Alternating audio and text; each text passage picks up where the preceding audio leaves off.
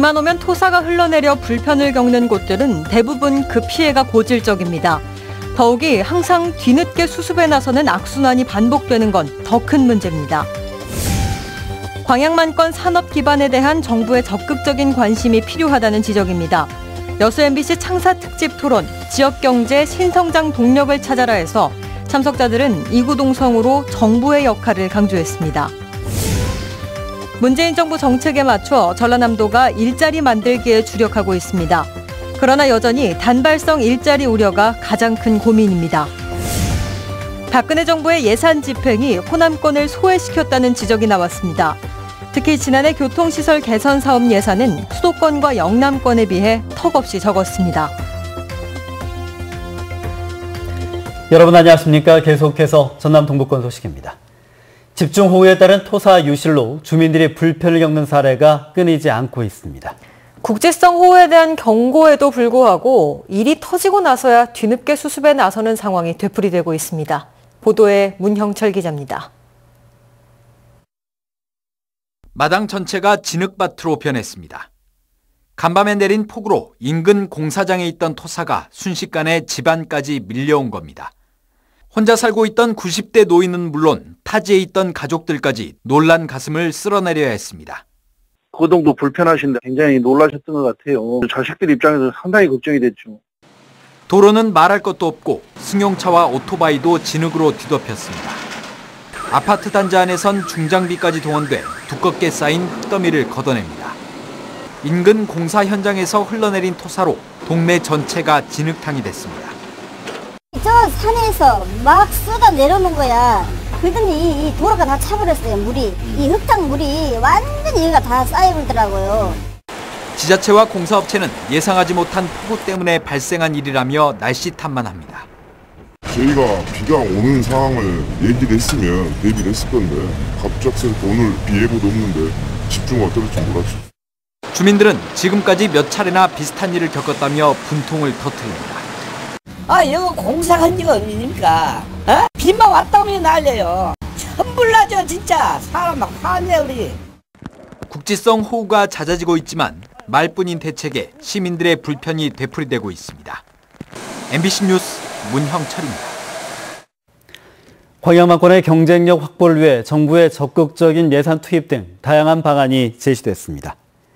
오늘 여수 MBC 공개홀에서 열린 창사 47주년 특별기획 토론회에서 참석자들은 광양만권의 경제축인 여수산담과 광양산달의 활성화를 위해 증설공사를 통한 지역경제 활성화와 효율적인 관리 감독이 필요하다며 특히 정부의 예산 투입과 함께 배우기업 유치를 위해 선택과 집중을 통한 자생력 확보가 중요하다고 지적했습니다. 참석자들은 또 고속철도와 해저터널 등 기반시설 확충을 위해 정치권의 노력을 주문하고 광양만권의 IT 기술과 드론 산업 등을 활용해 지역 4차 산업을 이끌어가야 한다고 강조했습니다. 광양보건대 정상화 방안과 관련해 지자체를 포함한 관계기관들이 정부에 공식적으로 건의서를 제출하기로 했습니다. 광양시와 광양보건대 관계자 등은 오늘 시청에서 대책회의를 열고 대학 정상을 위한 건의서를 이르면 내일쯤 교육부에 전달하기로 했습니다. 건의서에는 광양보건대를 해교 대상이라 언급한 김상곤 교육부 장관의 발언을 정정하고 광양보건대가 공영형 사립대로 지정될 수 있도록 제도적 기반을 마련해달라는 내용 등이 담겨 있습니다. 새 정부의 핵심 기조인 일자리 창출에 맞춰 전라남도도 일자리 만들기에 온 힘을 쏟고 있습니다. 단발성 일자리에 그칠 수 있다는 우려를 씻어내기 위한 깊은 고민도 필요해 보입니다. 양현승 기자입니다. 시군마다 설치되어 있는 농기계 임대사업소. 일자리 창출을 위한 사업이 계획되고 있습니다. 여성 농업인이나 영세농, 고령의 농민의 농산일을 대신해주는 인력이 투입될 계획입니다. 농기계를 배달해주는 사업도 추진 중입니다. 사실 청년들이 이제 안정적으로 일을 할 수 있는 그런 여건을 마련해 주는 게 무엇보다 급선무라고 생각하고 있고요. 그에 부합하는 청년 일자리 사업을 발굴하기 위해서 노력을 하고 있습니다. 전라남도는 농수축산업과 관광, 에너지 등 주요 산업 분야에서 신규 일자리의 타당성을 검토하고 있습니다.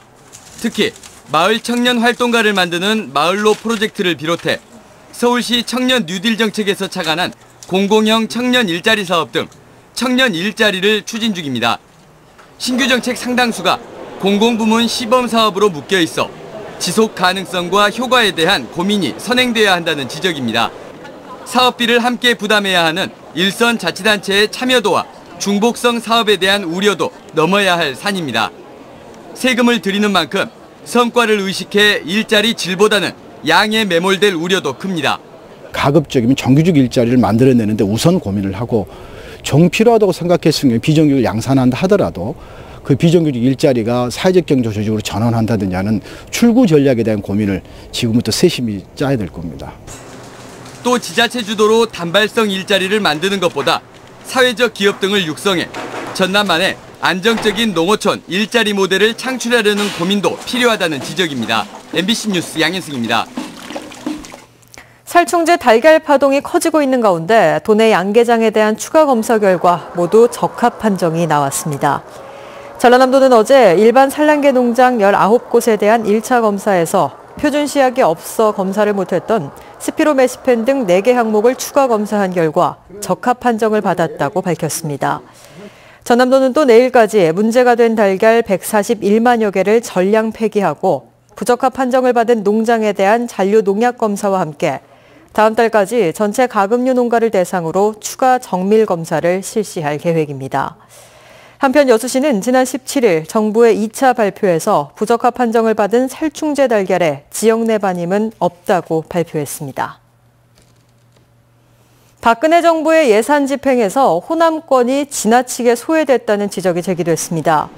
국민의당 주승용 의원은 최근 지난해 박근혜 정부가 17개 광역시도의 위험도로 개선 사업 등에 쓴 3,700억여 원의 예산 가운데 63%는 수도권, 29%는 영남권에 쓰인 반면 호남권에는 2%만 집행됐다고 밝혔습니다. 주 의원은 이와 관련해 교통시설 확충이 낙후 지역을 중심으로 고르게 이루어지도록 예산 배정 기준을 새로 만들어야 한다고 주장했습니다. 5.18 진상규명과 왜곡 방지를 위해서는 현재 계류 중인 특별법이 통과돼야 합니다. 다음 달 정기국회가 최적의 시기로 보이지만 자유한국당의 태도가 걸림돌입니다. 윤근수 기자가 보도합니다.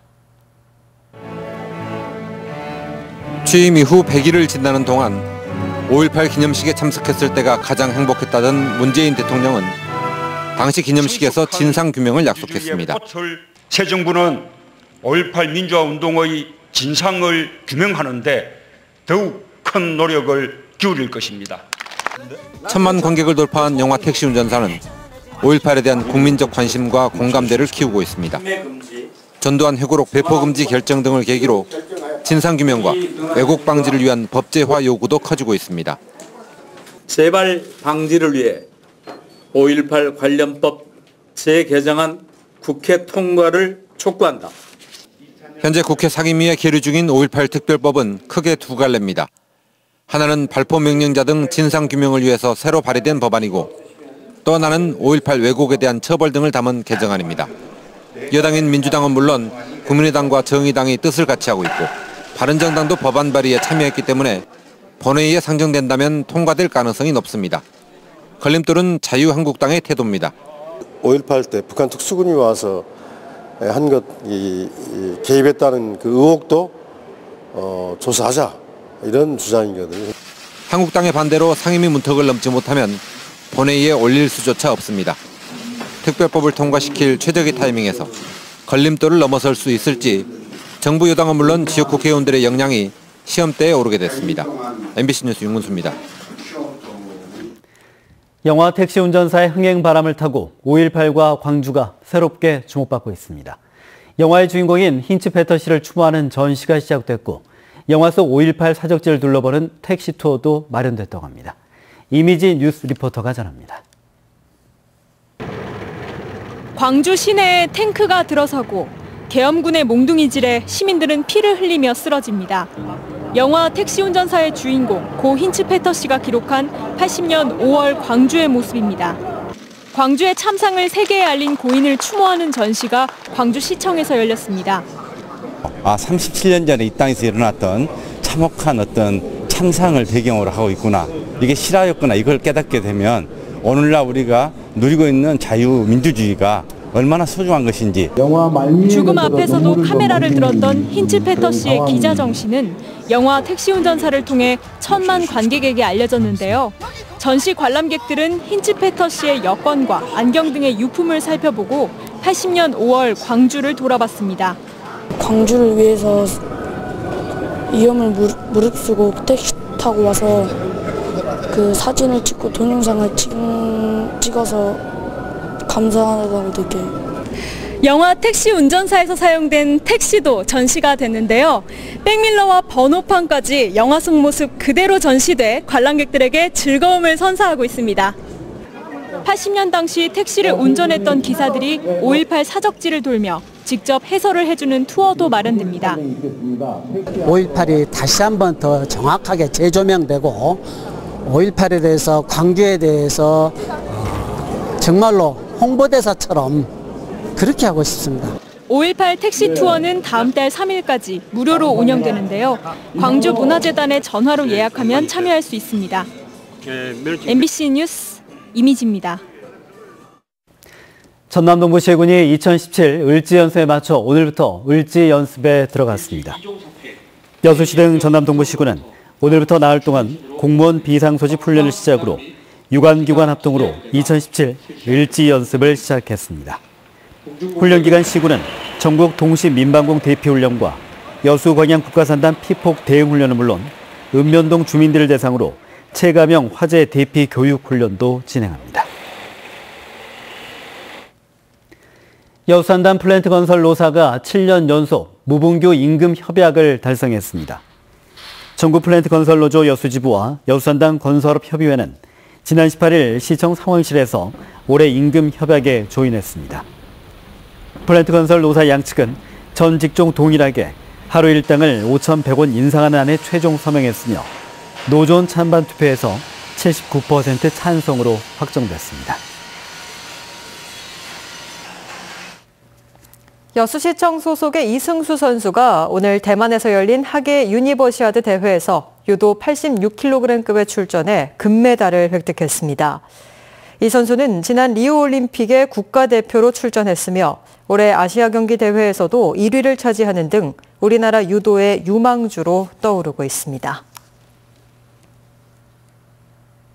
오늘 새벽 2시 15분쯤 여수시 손죽도 북서쪽 5.5km 해상에서 선원 7명이 타고 있던 10톤급 근해 연승어선의 방향키가 고장나 해경 경비함정이 해당 어선을 나로도항 인근까지 예인했습니다. 이에 앞서 어제 저녁 9시쯤에는 여수 거문도 인근 해상에서 23톤급 근해 체납기 어선의 닷줄이 추진기에 감겨 표류하고 있다는 신고가 접수돼 해경이 안전해역으로 예인 조치했습니다. 판소리 명창 동초 김현수 선생을 기리기 위한 전국 판소리 대회가 개최됩니다. 공군은 오늘부터 다음 달 21일까지 일반부와 학생부 등 모두 6개 부문에서 신청을 받아 9월 23일부터 이틀 동안 예선과 본선을 거쳐 수상자들에게 모두 1,900여만 원의 상금을 시상할 계획입니다. 지난 1907년 공군 금산면에서 태어난 김현수 선생은 동초제 판소리의 창시자로 알려져 있으며 중요 무형문화재 5호로 등록되는 등 우리나라 국악 보급에 큰 역할을 맡아왔습니다.